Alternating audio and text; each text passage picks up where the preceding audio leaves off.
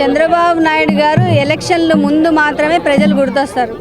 ఎలక్షన్లు అయిపోయిన తర్వాత మొత్తం ప్రజల్ని మోసం చేస్తూ ఉంటాడు. ఎందుకంటే ఆయన ఎలక్షన్ల ముందు చెప్పే మాట నిలబెట్టుకోవడం అనేది నిలబెట్టుకునేది అనేది ఆ మనస్తత్వం లేని వ్యక్తి. ఎందుకంటే పేద ప్రజలన్నా కానీ పేదవాళ్ళన్నా కానీ ఆయన చాలా చీత్కారంతో చూస్తాడు. జగనన్న మాత్రమే పేద ప్రజలు బాగుపడాలా, పేద ప్రజలు అభివృద్ధి చెందాలని ఆలోచించాడు. కాబట్టి ఈరోజు ఈ నవరత్నాల ద్వారా పేద ప్రజలను ఆదుకోవడమే కాకపోవచ్చు, ఇంకా కూడా జగనన్న పేదలందరూ కూడా ఆర్థికంగా ఎదగాలి, అలాగే బాగా చదువుకోవాలి పేదల ఇళ్లలో అనే ఉద్దేశంతో ఈరోజు ఇంగ్లీష్ మీడియం పెట్టినప్పుడు కూడా ఇంగ్లీష్ మీడియం పేద పిల్లలు ఎవరు కూడా విద్యార్థులు నేర్చుకోకూడదు ఇంగ్లీష్ అనే ఉద్దేశంతో కోర్టుకి వెళ్ళిన వ్యక్తి చంద్రబాబు నాయుడు గారు.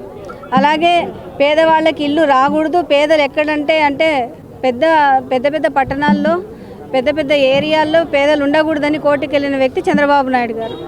ఇటువంటి వ్యక్తి ఈరోజు ఎలక్షన్ల ముందు వచ్చి ఏ భవిష్యత్తు గ్యారంటీ, ఆ గ్యారంటీ, ఈ గ్యారంటీ అని అంటే ప్రజలు నమ్మే పరిస్థితుల్లో లేరు. ఎందుకంటే ఆల్రెడీ ఆయనకి 3 సార్లు ఛాన్స్ ఇస్తే 3 సార్లు ఏం చేశాడు? ఆయన 14 ఏళ్లలో చేయింది జగనన్న ఈ 5 ఏళ్లలో కరోనా వచ్చి 2.5 సంవత్సరం కష్టపడినా కానీ చేశాడు. ప్రజలందరూ కూడా ప్రత్యక్షంగా చూశారు. మరి ప్రజలందరూ కూడా జగనన్న వెంటే ఉంటామంటా ఉన్నారు. ఇలాంటివి ఎన్ని కళ్ళబొల్లి మాటలు చెప్పి ఏ రకంగా మభ్యపెట్టాలని ప్రజల్లోకి వచ్చినప్పటికీ కూడా జగనన్న వెంటే ప్రజలు ఉంటామని ఈరోజు కరాఖండిగా మహిళలందరూ చెప్పడం చూసాము. ఇదే జరగబోతా ఉంది మళ్ళీ వచ్చే ఎన్నికల్లో కూడా.